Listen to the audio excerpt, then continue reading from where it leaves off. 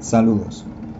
Este será el primero de varios videos que haré con el objeto de poder dar un resumen de lo que sería el libro de la profesora María Luisa Tosta, de la Guía de Introducción al Derecho. Vamos a comenzar con el capítulo 1, que se describe Ciencia del Derecho y Filosofía del Derecho.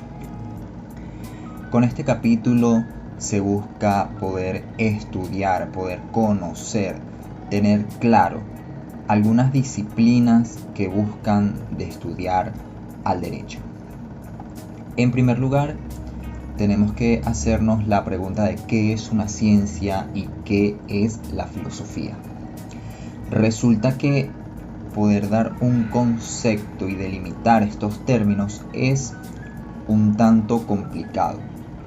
De manera que se comienza diciendo en el libro que estas nociones han sido desde la historia incluso tomadas como sinónimo. En la antigüedad y en la Edad Media así fue. Sin embargo, a través del tiempo fue evolucionando las nociones e incluso llegó un punto de la historia en donde existían varios conceptos de ciencia y varios conceptos de filosofía. La conclusión de este pequeño punto es que antes ciencia y filosofía se tornaban como sinónimo, luego había una pluralidad de conceptos para cada término hasta llegar a la actualidad, o bueno, un cierto tiempo o en una edad contemporánea en donde se tiene clara la distinción entre ciencia por un lado y filosofía por otro. Hay unas semejanzas entre estos dos conceptos, entre ciencia y filosofía, de manera que ambas son teorías, son hipótesis que se establecen para poder explicar algo. Otra semejanza es que ambas trabajan con conocimientos generales, se refieren a un número indeterminado de casos. En tercer lugar, como semejanza, tenemos que son organizadas, están organizadas de manera sistemática a través de un conjunto de afirmaciones relacionadas entre sí y utilizan el método deductivo. Esto, así como estas nociones tienen semejanzas, también tienen sus diferencias. La primera diferencia que se establece entre ciencia y filosofía es por el objeto. Mientras que la ciencia tiene un objeto delimitado y empírico que se produce en la experiencia, la filosofía no tiene un objeto delimitado, de manera que la filosofía estudia todo lo que es, por lo que su objeto es demasiado amplio, demasiado impreciso. Por eso dicen que la filosofía es como la teoría de las teorías, porque dentro de los objetos la filosofía está por encima de ellos y trata de visualizarlos todos y estudiarlos todos a la vez, mientras que la ciencia se ocupa de objetos en específico. La segunda diferencia que se establece entre la ciencia y filosofía es por el método, ya que como la ciencia tiene un objeto delimitado y empírico, también utiliza un método empírico que es comprobable a través de la experiencia. Esto se dice que hay una contrastación intersubjetiva. Esto significa que cada vez que cualquier científico realice el mismo experimento a través del mismo método, va a llegar siempre a los mismos resultados. Eso es lo que significa la contrastación intersubjetiva. De manera que cualquier científico en cualquier parte del mundo puede realizar ese experimento utilizando el mismo método para ir buscando el mismo objeto y siempre va a llegar al mismo resultado. Mientras que la filosofía no tiene un método único, ya que el objeto de la filosofía es tan amplio, no puede utilizar un método para poder estudiar todos esos objetos. Entonces para estudiar ese objeto tan amplio, utiliza todos los métodos posibles. Estudia ese objeto por una pluralidad de métodos. La tercera diferencia entre ciencia y filosofía es por el resultado. Mientras que la ciencia descarta las afirmaciones que se comprueban falsas, la filosofía acumula conocimientos. Esto significa lo siguiente: si la ciencia estudia un objeto que es delimitado y empírico a través de un método que se denomina método científico, la ciencia va a descartar todas las afirmaciones que sean falsas. Si ellos realizan un estudio mediante un método para un objeto y se llega a la conclusión de que es falsa ese resultado, ese conocimiento se verá descartado. No ocurre lo mismo en la filosofía. La filosofía no se descarta, no hay verdades absolutas en la filosofía. Lo que hay es una acumulación de conocimientos. Cada opinión de cada filósofo, en este caso, se sumaría a ese cúmulo de conocimientos para poder agrandarlo. Y como ya sabemos que ese objeto es tan amplio, lo estudia todo a través de todos los métodos posibles, todos esos resultados se acumulan, no se descartan como lo hace la ciencia, sino que los acumulan. Luego se prosigue estudiando las clases de estudio y sus características, o la clasificación de las ciencias, que se resume en este cuadro. Tenemos que, como la ciencia tiene objetos determinados y empíricos que se contrastan a través de la realidad, existen varios tipos de ciencia. Por un lado tenemos a las ciencias naturales, por otro lado tenemos a las ciencias sociales. Estas dos, aparte de estas dos, se encuentran las disciplinas normativas. Se van a establecer las diferencias en este cuadro entre las ciencias básicamente y las disciplinas normativas. ¿Cuál es la diferencia entre una ciencia y esa disciplina normativa? Se estudia mediante este cuadro. El primero de ellos, el primer criterio de distinción, es el objeto de estudio. ¿Qué estudia las ciencias naturales? ¿Qué estudian los fenómenos, las ciencias sociales, y qué estudian las disciplinas normativas? Las ciencias naturales, sin duda, estudian fenómenos naturales. Verbigracia. La biología estudia un fenómeno natural que ocurre en las plantas, como por ejemplo la fotosíntesis.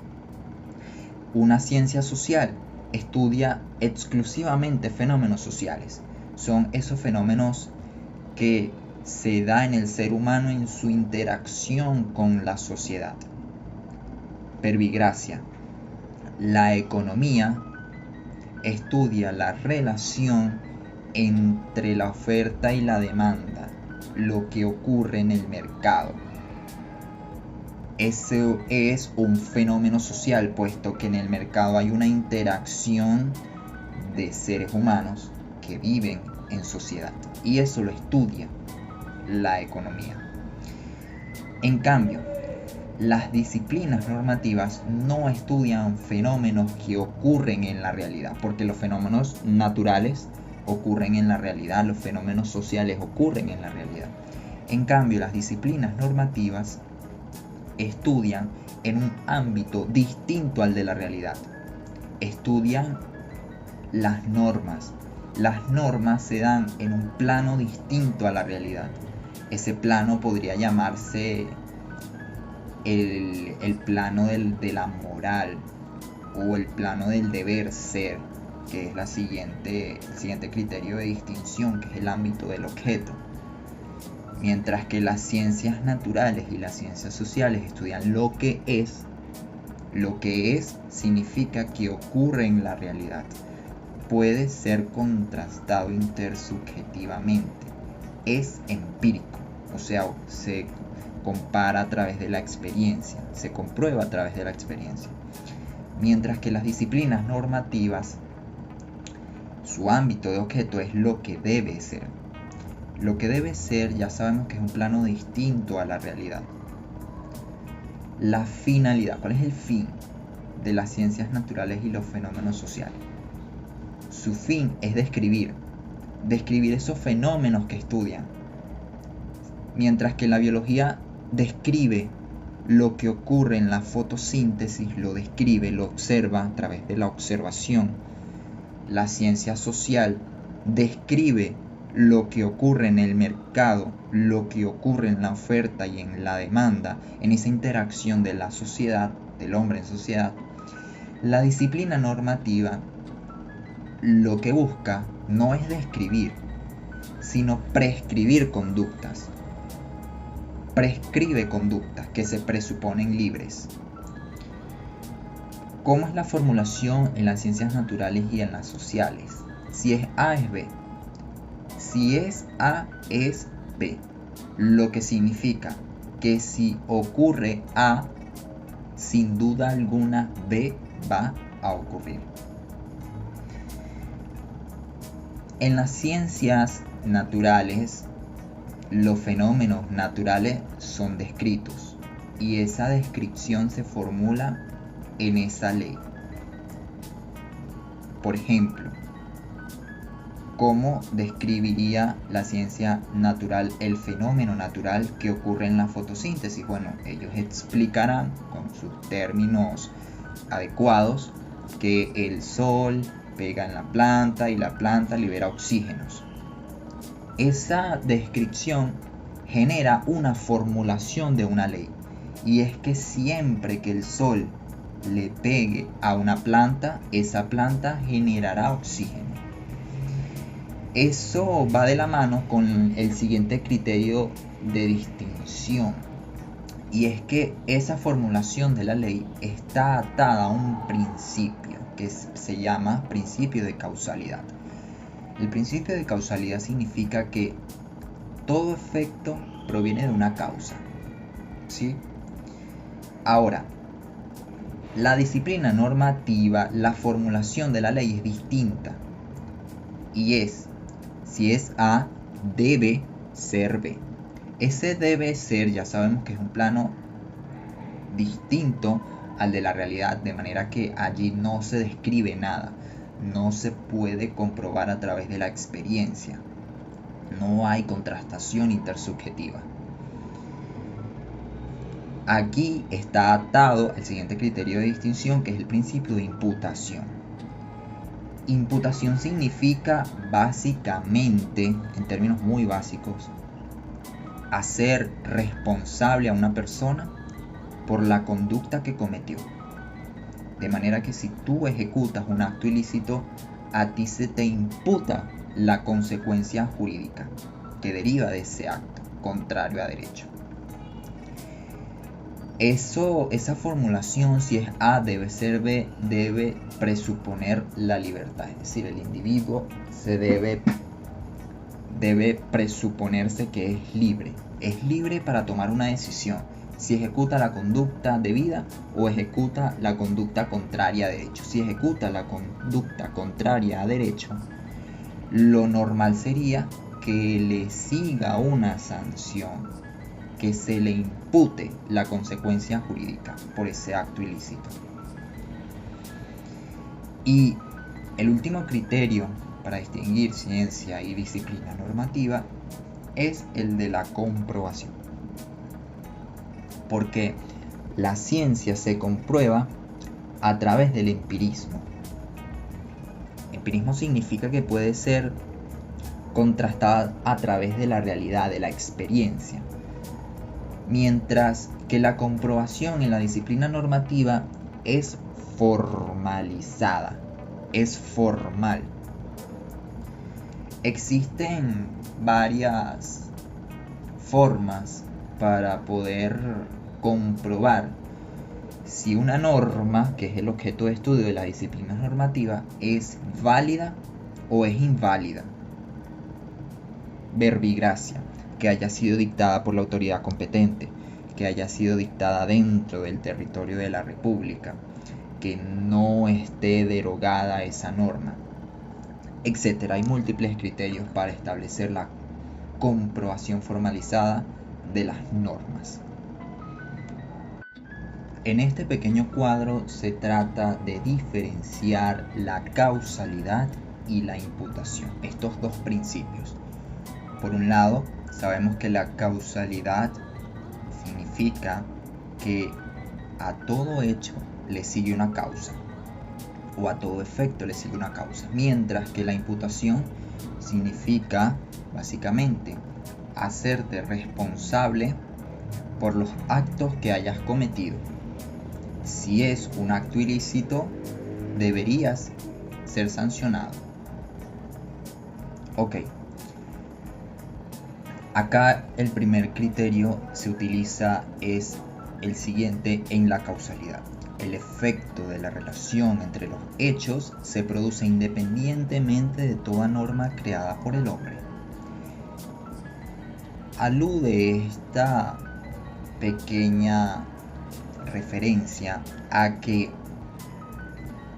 no importa que el hombre haya creado una norma, eso no importa.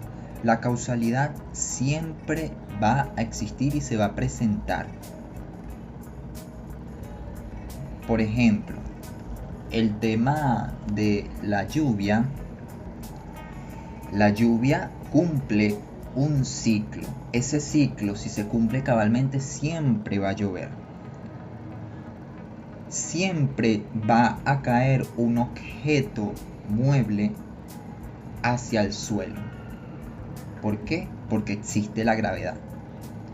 Eso ocurre independientemente que el hombre cree una ley que diga: ya no va a llover, ya no van a caer las cosas hacia el suelo, hacia abajo. Eso no importa, porque los fenómenos naturales o sociales siempre van a ocurrir, porque existe el principio de causalidad, independientemente de la intención del hombre. En cambio, en la imputación, la relación entre los dos hechos, entiéndase por dos hechos, un acto ilícito y una consecuencia o sanción, esa relación entre esos dos hechos resulta de una norma que prescribe o autoriza una conducta determinada. Un acto ilícito es seguido de una sanción porque una norma así lo establece. Si esa norma no lo establece, esa sanción no seguiría el acto ilícito. La segunda diferencia o criterio diferenciador es que en la causalidad ocurre en todo el universo, o sea, en todo el mundo, y es persistente en el tiempo desde momentos inmemoriales. Ha llovido, desde momentos inmemoriales las cosas caen hacia el suelo, las plantas realizan su proceso de fotosíntesis, etc. En cualquier parte del mundo y en cualquier época de tiempo en que estemos hablando. En cambio, la imputación no es universal y no es persistente en el tiempo. Claro, porque lo que es delito acá en Venezuela no necesariamente es delito en otro país. Por ejemplo, el tema del aborto. En Venezuela existe una prohibición absoluta del aborto, con una sola excepción. No sabemos, bueno, es posible que en muchísimos países del mundo el aborto tenga un permiso legal amplio y no es persistente en el tiempo, de manera que mañana pudiera salir una ley en Venezuela que permita el aborto, y de ahí queda demostrado que la imputación no es persistente en el tiempo, sino que es variable. En la causalidad hay una cadena infinita de causas y efectos. El sol siempre le pegará a la planta libera oxígeno, luego el oxígeno lo toman los hombres, lo utilizan las personas para su proceso respiratorio, etc. Y seguirá el sol, la planta, el oxígeno, el hombre, eso hasta el infinito. Lo mismo con la lluvia. Precipitaciones, baja el agua, vuelve a subir el agua, el sol, etc. En cambio, en la imputación no hay una cadena infinita, sino que solamente hay dos eslabones: acto ilícito y sanción. Listo. En la causalidad pertenece al ámbito de la necesidad. Necesariamente las cosas caen hacia el suelo. Necesariamente la planta produce oxígeno. De lo contrario, imagínense el desastre que podría ocurrir en el mundo. Mientras que la imputación presupone la libertad. Claro, el individuo, para poder ser imputable, debe presuponerse libre, debe ser consciente y debe tener libertad para poder decidir entre cometer un acto permitido por la ley o un acto ilícito. En tercer y último lugar de este tema, se busca es indagar sobre esos estudios que se hacen del derecho. Hay principalmente tres: el estudio científico, que está en manos de la sociología del derecho; el estudio filosófico, que está en manos de la filosofía jurídica. Acá se encuentra la epistemología jurídica, que estudia los métodos de conocimiento del derecho. Está la ontología jurídica, que estudia el ser del derecho. Y está la axiología jurídica, que se centra en los valores, esos valores que tienen un vínculo con el derecho. Allí también se encuentra la lógica jurídica, que se encarga de estudiar esa estructura y un razonamiento del derecho y judicial. El tercer estudio que se hace sobre el derecho es el estudio normativo. Es el que nosotros vemos durante toda la carrera. Es esa teoría general del derecho, es esa dogmática jurídica que nosotros vamos a estudiar en toda nuestra carrera. Con esto finalizo el pequeño resumen del capítulo 1 del libro de Guía de Introducción al Derecho de la profesora María Luisa Tosta. Nos vemos en el siguiente video. Muchas gracias.